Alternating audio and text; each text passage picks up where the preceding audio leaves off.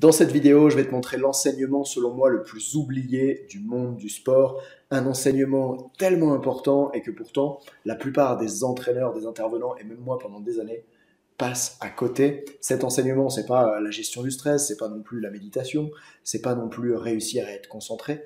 Cet enseignement le plus oublié, c'est, je te réponds tout de suite après le générique.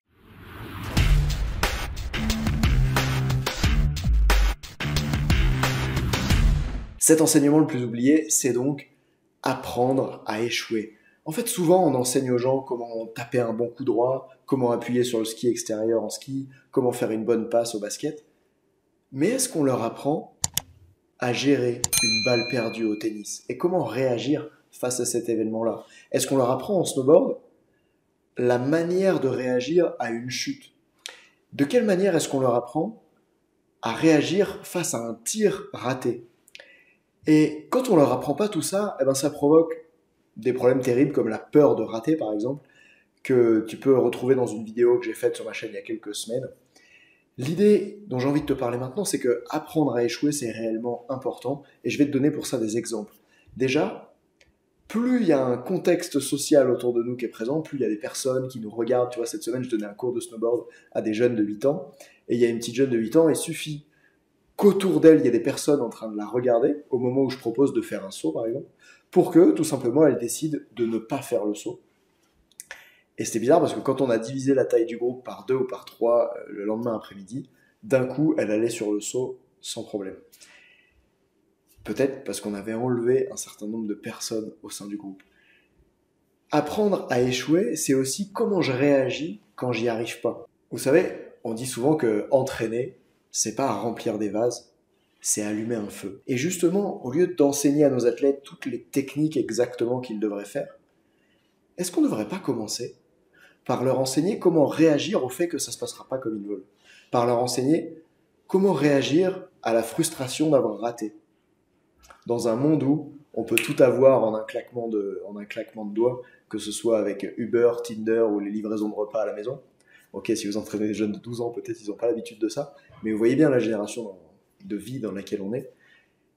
Alors, je crois que cette idée est vraiment importante. Comment on peut faire pour leur apprendre à échouer? Et j'ai une histoire à vous raconter, c'est celle de ce jeune charpentier que j'ai accompagné il y a quelques années, qui jouait aussi au rugby, et du coup je l'accompagnais à la fois pour l'aspect scolaire et puis pour l'aspect CAP et charpente. Et il me disait qu'il n'essayait jamais de faire des pièces de découpage en charpente à son école, puisqu'il avait peur de rater. Et là j'ai utilisé la première technique dont je vais vous parler aujourd'hui. Je vais vous montrer 3 outils pour apprendre à vos athlètes à échouer. Pas apprendre à échouer dans le mode vous voulez les faire échouer le plus possible, encore que, on pourrait imaginer. Mais surtout, apprendre comment réagir au fait d'échouer, comme si c'était une compétence.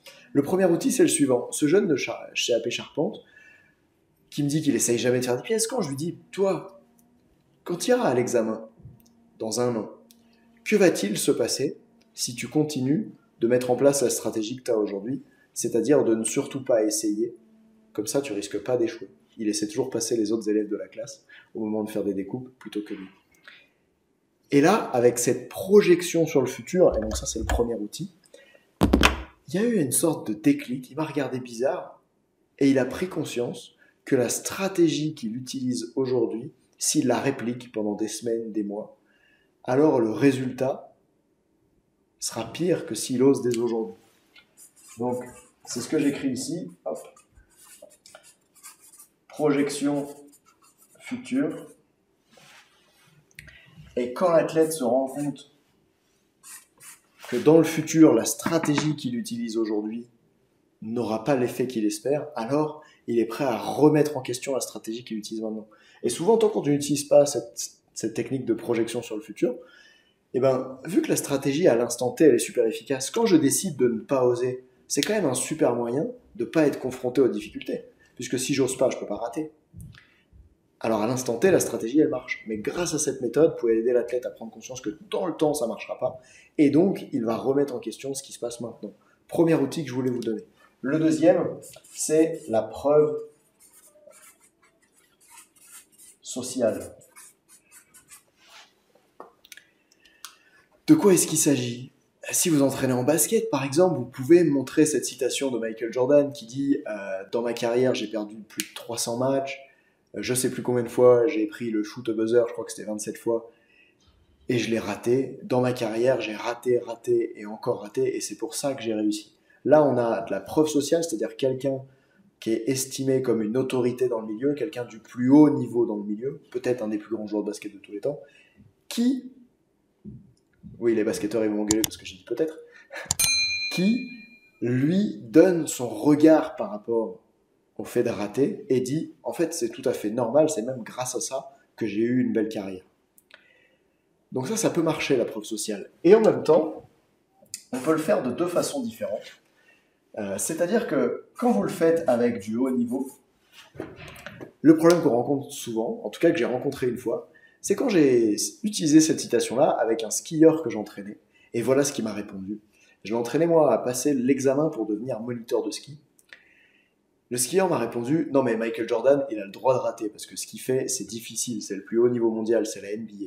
Moi, j'ai pas le droit de rater cet examen de ski, je devrais déjà être moniteur, ça fait 20 ans que mes parents ils vivent en montagne et qu'ils me payent des cours de ski, j'ai pas le droit de rater. » Et donc vous pouvez voir que des fois, même l'utilisation de la preuve sociale, ça rate, notamment parce que l'athlète il a du mal à s'identifier à une figure d'autorité d'un tel niveau.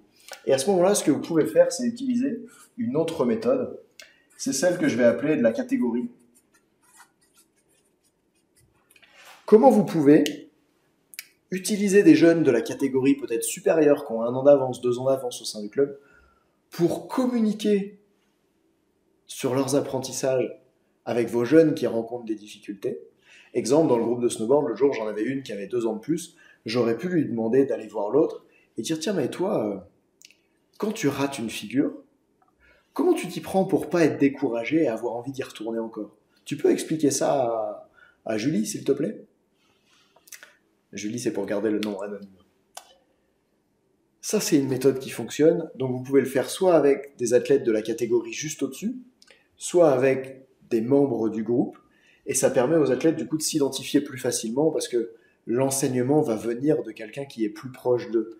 Et notamment si vous êtes un adulte et que vous entraînez des enfants, voilà, j'ai envie de dire moins de 10 ans, des enfants en bas âge, donnez-leur les moyens de s'identifier à quelqu'un qui leur correspond. C'est aussi une méthode très efficace. Et puis, le troisième principe, le troisième outil que j'avais envie de vous donner, c'est de valoriser les ratés. Qu'est-ce que ça veut dire valoriser les ratés? Souvent, tu vois, en ce moment, je donne des cours de snowboard. Souvent, je pourrais avoir la mauvaise habitude. J'ai un jeune qui descend, qui réussit. Je lui dis, ah, bravo. Et puis, j'ai un jeune qui descend, qui ne réussit pas le saut, ou le 180, ou la figure. Et là, je vais, par exemple, rien dire. Je vais pas lui dire, c'était nul ce que tu as fait. Donc, en tant qu'entraîneur pas trop mauvais, je vais juste rien dire. Mais à ce moment-là, quand je fais ça, je suis même pas en train de valoriser le fait qu'il a essayé. Et ça, c'est une super chose à faire. C'est-à-dire, comment je peux faire pour que quand il descend et il rate son saut, je trouve les mots pour dire, ok, félicitations d'avoir osé. Parfois, vous pouvez les regarder et dire, je sais que ça faisait peur, et tu peux être ravi, tu peux être content de toi d'avoir osé le faire quand même. Mettez des mots là-dessus, ça va vraiment renforcer à l'intérieur d'eux les choses. Et valoriser les ratés, c'est aussi, donc là, la première façon que je viens de vous montrer, c'est de le faire dans l'instant. L'autre, on voit pas très bien, c'est écrit petit. La deuxième, vous mettrez la vidéo en grand.